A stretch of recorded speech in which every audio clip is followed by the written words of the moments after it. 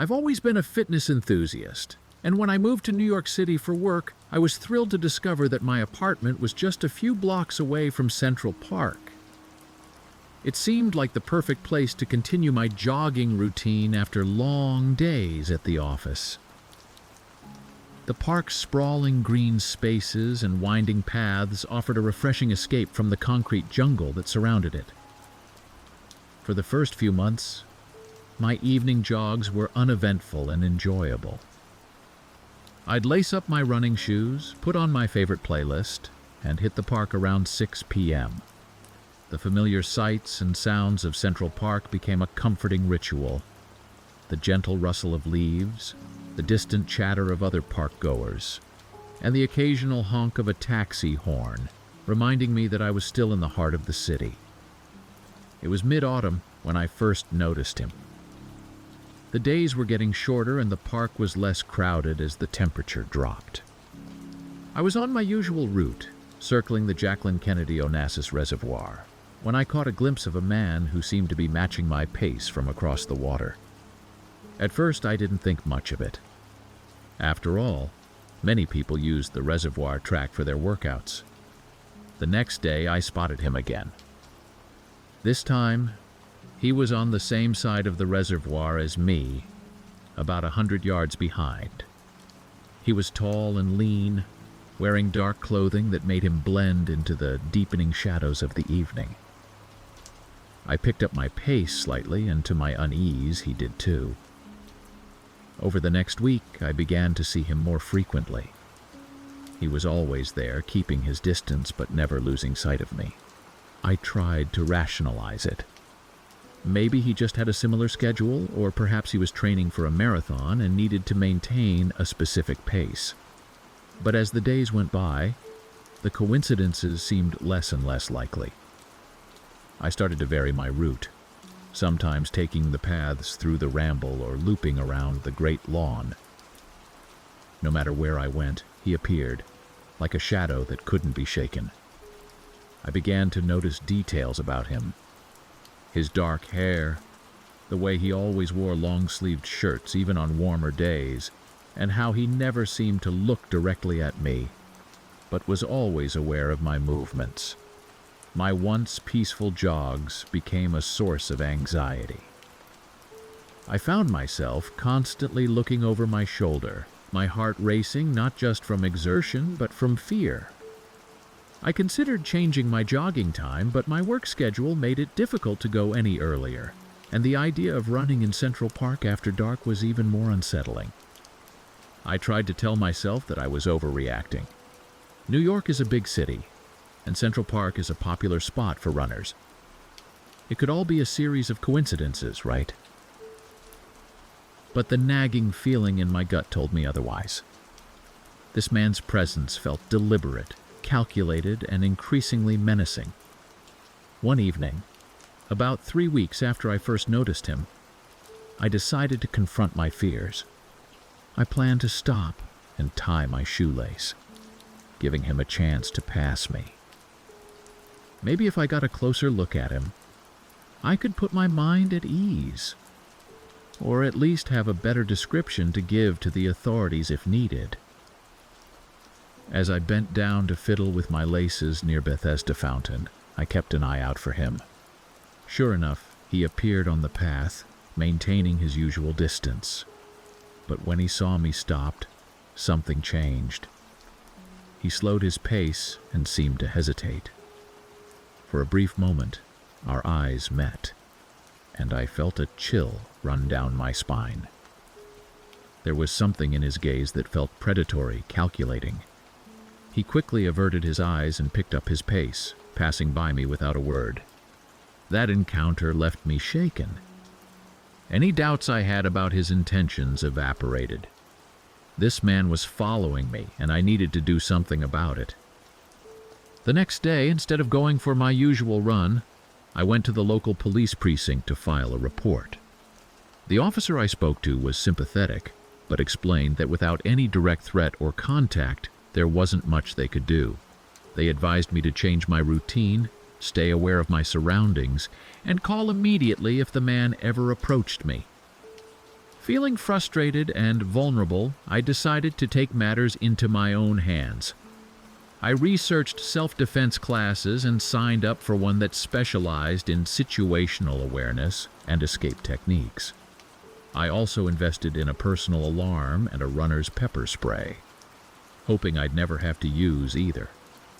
Despite these precautions, I was determined not to let this person rob me of my love for running or my sense of freedom. I continued my Central Park jogs, but made some changes. I started running with a friend whenever possible, varying my routes even more unpredictably, and always staying in well-lit, populated areas of the park. For a while, it seemed like my efforts were working. I didn't see the man for several days, and I began to relax slightly. But just as I was starting to think he'd given up, he reappeared. This time he was closer than ever before, and his behavior seemed more erratic. He would speed up suddenly, then slow down, always keeping me in his sights. The situation came to a head on a chilly evening in late November. The sun was setting earlier now, and the park was cast in long shadows. I had stayed late at work and debated skipping my run altogether, but I was determined not to let fear control my life. As I jogged along the edge of Sheep Meadow, I spotted him. He was closer than usual, and there was a sense of urgency in his movements. My instinct screamed at me to run, but I remembered my self-defense training. Running might trigger a chase response. Instead, I slowed my pace and moved towards a group of tourists taking photos of the skyline. I pretended to stop and check my phone, keeping the group between me and my pursuer. To my horror, he changed direction, heading straight for me. My heart was pounding so hard I could hear it over the sound of the city. As he got closer, I could see his face clearly for the first time. His eyes were intense, focused solely on me, and there was a small, unsettling smile playing at the corners of his mouth. Just as he was about to reach me, I made a split-second decision. I turned and sprinted towards the nearest park exit, my fingers fumbling for the personal alarm in my pocket. The shrill sound pierced the evening air as I ran, causing people to turn and look. I didn't dare glance back, focusing all my energy on reaching the safety of the crowded street beyond the park's boundaries. As I burst out onto Central Park West, I immediately spotted a police car parked near the intersection. Gasping for breath, I ran towards it, waving my arms frantically. The officers inside quickly responded, rolling down their window as I approached. Between gulps of air, I managed to explain the situation, pointing back towards the park entrance I'd just fled through. One officer stayed with me while his partner radioed for backup and went to investigate. They took my statement, and I provided as detailed a description of the man as I could. As more police arrived and began searching the area, I felt a mix of relief and lingering fear. What if they didn't find him? What if he was still out there, waiting? The police were thorough in their search, but as I suspected, the man had vanished. They took my information and promised to increase patrols in the area. They also advised me to stay away from the park for a while and to call immediately if I saw the man again. That night, I barely slept. Every sound outside my window made me jump, and I couldn't shake the image of the man's face from my mind. The next day, I called in sick to work and spent hours researching stalking laws and victim support groups. I found an online community of people who had gone through similar experiences, and their stories both terrified and comforted me. At least I wasn't alone in this. In the days that followed, I made some significant changes to my life. I joined a gym for my workouts, preferring the safety of a controlled indoor environment. I varied my routes to and from work, sometimes taking cabs instead of walking or using the subway. I asked my building manager to review the security measures in my apartment complex and installed additional locks on my door. Despite these precautions, I found myself constantly on edge. Every tall man in dark clothing made my heart race, and I'd find myself scanning crowds everywhere I went, half expecting to see that unsettling smile. I started seeing a therapist to help me deal with the anxiety and fear that had become a constant companion. Weeks passed without any sign of the man, but the impact of those frightening encounters lingered. I struggled with feelings of anger. Anger at the man for invading my sense of safety, anger at myself for not reporting him sooner, anger at a world where such threats could exist. My therapist helped me work through these emotions, reminding me that I wasn't to blame for someone else's actions. When I first moved to Seattle, I was filled with excitement and hope for a fresh start. I'd landed a great job at a tech startup in the bustling South Lake Union neighborhood. And after weeks of searching, I finally found the perfect apartment in Capitol Hill. It was a charming studio on the third floor of a renovated Victorian house, with large windows that let in plenty of natural light and offered a stunning view of the city skyline. The first few weeks in my new home were nothing short of blissful. I spent my evenings exploring the eclectic restaurants and cafes in the neighborhood, wandering through Volunteer Park, and settling into my new routine. The Seattle rain that everyone had warned me about hadn't made much of an appearance yet, and I found myself falling in love with the city's laid-back vibe and stunning scenery. It was about a month after I moved in that I first noticed something odd. I was up late one night, working on a project for my new job, when movement outside my bedroom window caught my eye. At first I thought it was just a trick of the light or perhaps a cat on the fire escape. But as I looked closer, I realized with a start that it was a person.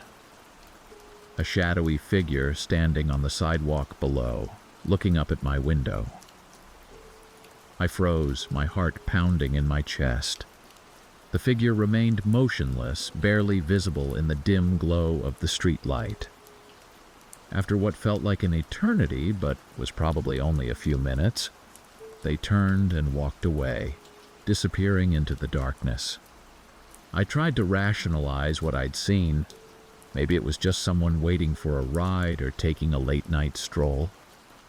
But something about the way they had been so still, so focused on my window, left me feeling unsettled. The next night I found myself glancing out the window more frequently than usual. Around the same time as before, the figure appeared again. This time I got a slightly better look. It was definitely a person. Likely a man based on the build, wearing dark clothing that blended into the night. Over the next week, the shadowy visitor became a nightly occurrence. Always at the same time, always in the same spot, always staring up at my window. I began to dread the approaching evening hours, my anxiety building as the sun set and darkness crept in. I considered calling the police, but what would I tell them? That someone was standing on a public sidewalk. They hadn't made any threats or attempted to enter the building. I worried they might dismiss my concerns, and I'd be left feeling even more vulnerable. Instead, I reached out to my landlord, explaining the situation and asking if there had been any similar reports from other tenants. She seemed concerned and promised to look into it, suggesting that perhaps it was just a homeless person who had found a quiet spot to spend the night. But as the days went on, I became increasingly convinced that this was no random occurrence. The figure's appearance was too regular, too focused. I began to feel like a prisoner in my own home, afraid to leave my windows uncovered or lights on at night. I invested in heavy curtains and kept them tightly closed. But knowing that someone might be out there watching and waiting was enough to keep me on edge. My work began to suffer as my sleep became increasingly disturbed. I'd lie awake for hours, straining to hear any sound that might indicate someone trying to enter the building. During the day, I felt jumpy and distracted, constantly looking over my shoulder as I walked to and from work. About 2 weeks into this nightly vigil, I decided I needed to take more proactive steps. I researched home security systems and ordered a few cameras that I could set up discreetly around my apartment. I also joined a local neighborhood watch group on social media, hoping to connect with others who might have noticed suspicious activity in the area. The day the security cameras arrived, I felt a small sense of relief. I spent the evening setting them up, positioning one to watch the street below my window and another facing my front door. The system came with an app that would alert me to any movement, allowing me to check the feeds from my phone. That night, I waited anxiously, my phone clutched in my hand. Sure enough, at the usual time, my phone buzzed with an alert. With trembling fingers, I opened the app and watched as the now familiar figure appeared on my screen. Seeing them there, in crisp digital clarity, made the situation feel suddenly terrifyingly real. I zoomed in, trying to make out any distinguishing features.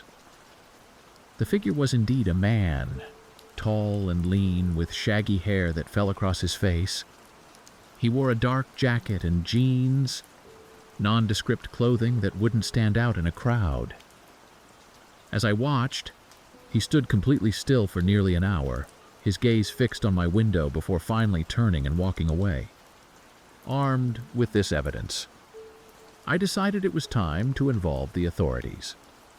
The next morning, I went to the police station and filed a report, showing them the footage from my camera.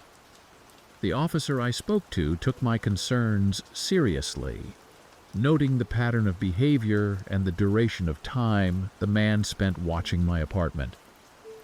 They promised to increase patrols in the area and gave me a case number to reference if I needed to report any further incidents. For the next few nights, I noticed a marked increase in police presence on my street. Patrol cars drove by regularly, and I even spotted a few officers on foot. During this time, my nightly visitor didn't make an appearance. I began to hope that perhaps the increased law enforcement activity had scared him off. But my relief was short-lived. After about a week, the police presence tapered off, and to my horror, the shadowy figure returned. This time, he seemed more cautious, staying for shorter periods and often partially concealed behind a nearby tree or parked car. But his focus remained unchanged, always watching, always waiting. I started reaching out to friends and family more often, not wanting to be alone in my apartment. I invited coworkers over for dinner, joined a gym to have somewhere to go in the evenings, anything to avoid being by myself when night fell. I even considered getting a dog, both for company and added security. As weeks turned into a month, the constant stress began to take its toll. I lost weight, my skin took on a pallid hue, and dark circles became a permanent fixture under my eyes. Coworkers started to comment on my appearance, asking if everything was all right.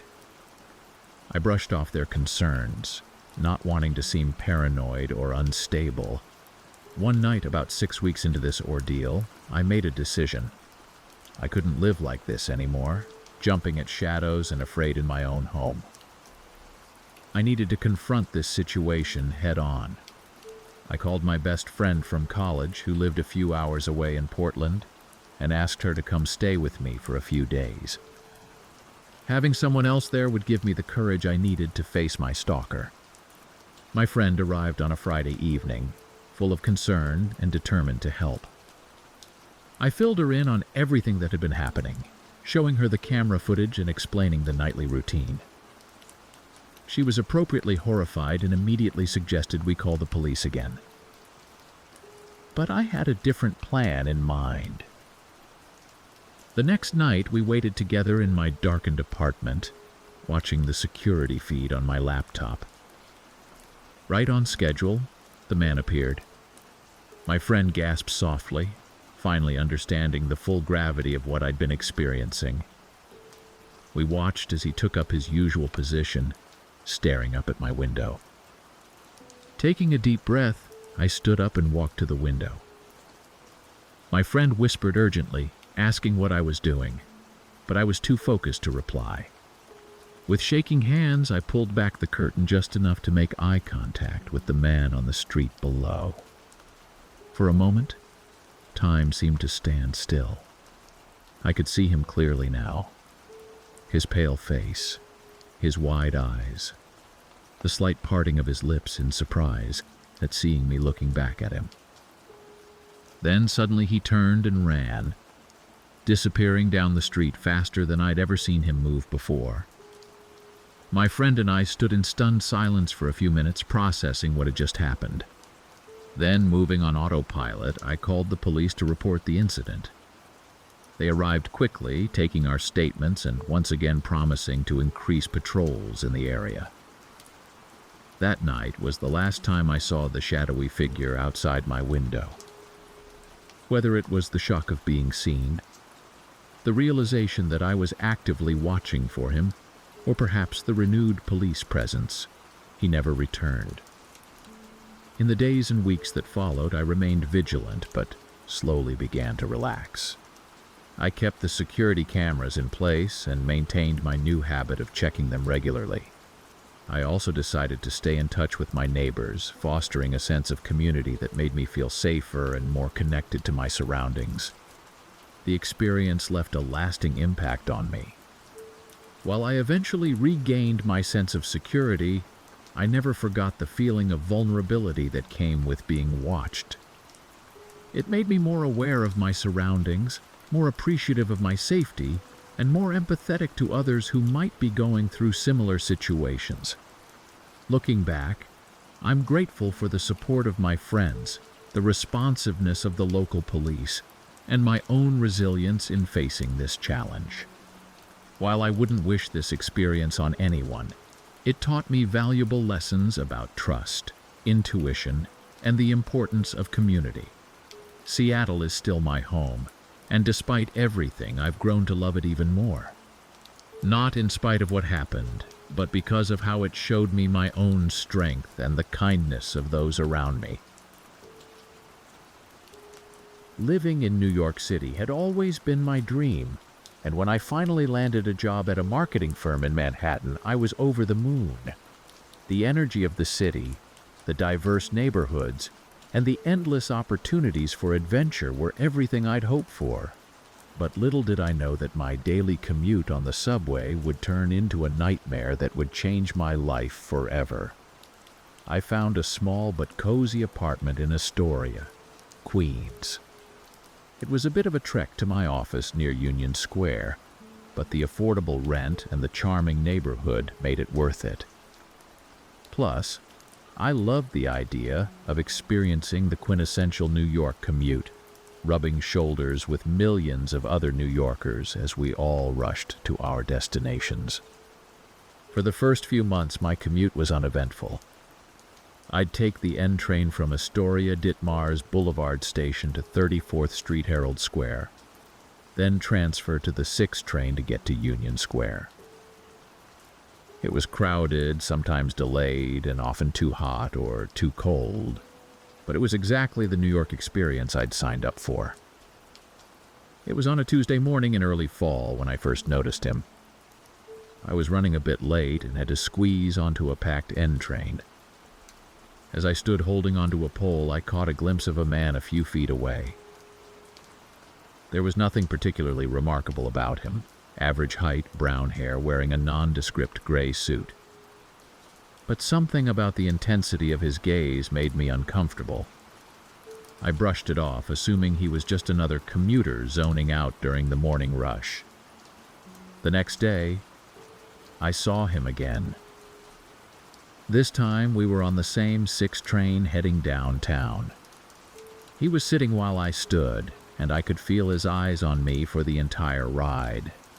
I tried to distract myself with my phone, but the feeling of being watched was impossible to ignore. Over the next week, I began to notice him more and more frequently, sometimes on the N train, sometimes on the 6, always staring. At first, I told myself it was just a coincidence. After all, millions of people use the subway every day, and it's not uncommon to see the same faces during your regular commute. But as the days went by, the coincidences seemed less and less likely.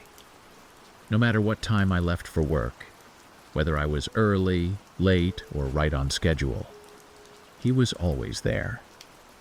If I took a different train, he appeared on that one too. It was as if he knew my schedule better than I did. I started to pay more attention to his appearance and behavior. He was always alone and never seemed to be in a hurry. He didn't carry a briefcase or look at his phone like most commuters. His sole focus appeared to be me. The constant presence of this stranger began to take a toll on my daily life. I found myself dreading my commute, my heart racing every time I entered a subway station. I started to vary my routes, sometimes taking the R train to Lexington Avenue 59, the street, and then transferring to the 4 or 5 trains. Other times I'd take the M or F trains from Roosevelt Avenue. But no matter how I mixed up my route, he always managed to find me.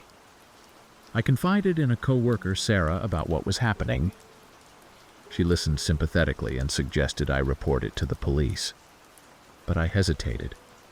What exactly would I report? A man who happened to take the same trains as me? It sounded ridiculous when I tried to explain it, and I feared the police wouldn't take me seriously. Instead, I tried to take matters into my own hands. I bought a small can of pepper spray to carry in my bag. I started dressing differently, wearing hats or scarves to try and blend in with the crowd. I even considered dyeing my hair, thinking it might throw him off. But deep down, I knew these were just band-aids on a much bigger problem. As weeks turned into months, the stress of being constantly on guard began to affect other areas of my life. My work performance suffered as I struggled to concentrate, always distracted by thoughts of my stalker and the upcoming commute home. I stopped going out with friends after work, preferring to head straight home where I felt safer. My dreams of exploring the city and embracing all it had to offer were put on hold as my world shrank to the space between my apartment and my office. One evening, after a particularly stressful day at work, I decided to skip the subway altogether and splurge on a taxi. As I stepped out of my office building, I felt a sense of relief knowing I wouldn't have to face my stalker on the train. But as the taxi pulled away from the curb, I glanced out the back window and my blood ran cold. There he was, standing on the sidewalk, watching my taxi drive away. That night, I barely slept. The realization that he knew where I worked, that he was willing to wait outside my office, sent my anxiety into overdrive. I spent hours researching stalking laws in New York, looking for any legal recourse I might have. I also looked into self-defense classes, thinking that maybe if I felt more capable of protecting myself, I wouldn't feel so vulnerable. The next morning, I called in sick to work. I couldn't face the thought of another commute, another day of being watched and followed. I spent the day in my apartment jumping at every sound, convinced that somehow he would find me here too. By the afternoon, I knew I couldn't go on like this. I needed help. With shaking hands, I called the NYPD's non-emergency number and explained my situation. The officer I spoke to was kind and patient, listening as I poured out weeks of fear and anxiety. She advised me to come to the precinct to file a formal report, and assured me that they took stalking cases seriously. The next day, I made my way to the 114th precinct in Astoria.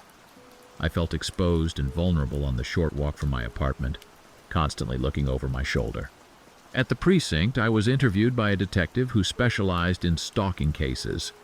As I recounted every detail I could remember, descriptions of the man, the train lines where I'd seen him, the incident outside my office, I felt a mix of relief and fear. Relief that someone was finally listening and taking me seriously, but fear of what might happen next. The detective explained the legal process and what they could do to help.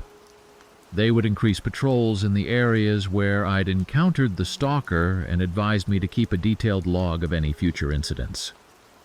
They also gave me information about victim support services and restraining orders. Armed with this support and information, I felt a bit more empowered. But I also knew that a restraining order was just a piece of paper, and increased patrols couldn't cover every subway car in the city. My safety was still largely in my own hands. I decided to make some drastic changes to my routine. I spoke with my boss and arranged to work from home 2 days a week. On the days I did go into the office, I varied my commute times and routes even more radically than before. Sometimes I would take the subway part of the way and then switch to a bus.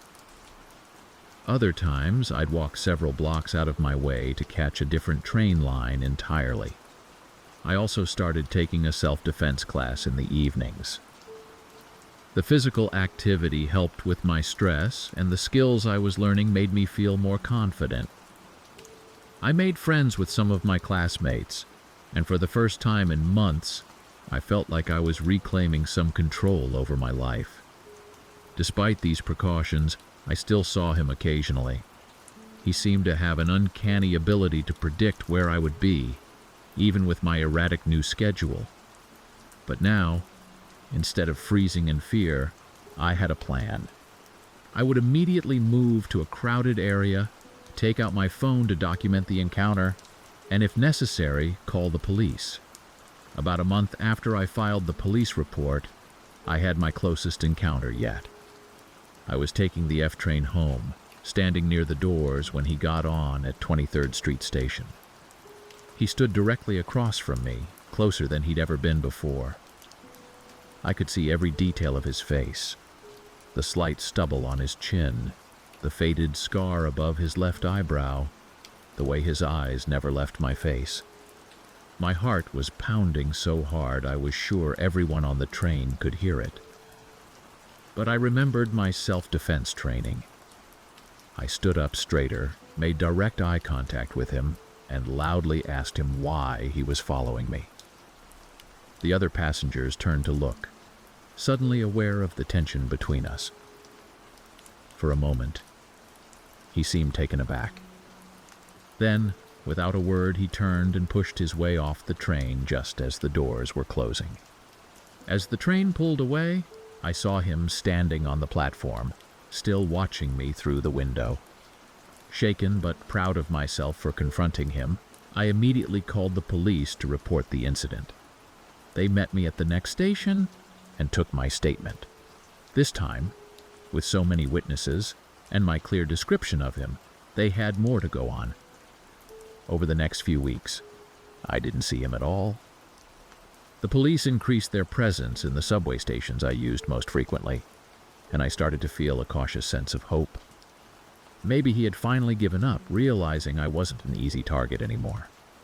But I knew better than to let my guard down completely.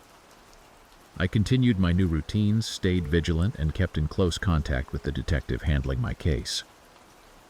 I also reached out to a support group for stalking victims, finding comfort and strength in sharing my experiences with others who understood. As time passed, the constant fear began to recede, replaced by a wary alertness. I started to enjoy my life in New York again, albeit with a new perspective. I was more aware of my surroundings, more appreciative of the city's energy and diversity, and more connected to my community. Looking back, I realize how much this experience changed me. It taught me about my own resilience, the importance of trusting my instincts, and the power of speaking up and seeking help. While I wouldn't wish this ordeal on anyone, I've come out of it stronger, more confident, and more determined to live my life on my own terms. New York City is still my home, and the subway is still part of my daily life, but now, when I swipe my MetroCard and descend into the station, I carry with me not just the wariness born from my experience, but also the strength I've discovered within myself. Every uneventful commute, every day without a sighting of my stalker is a small victory. And while I know the fear may never completely disappear, I refuse to let it define my life or dim my love for this incredible city.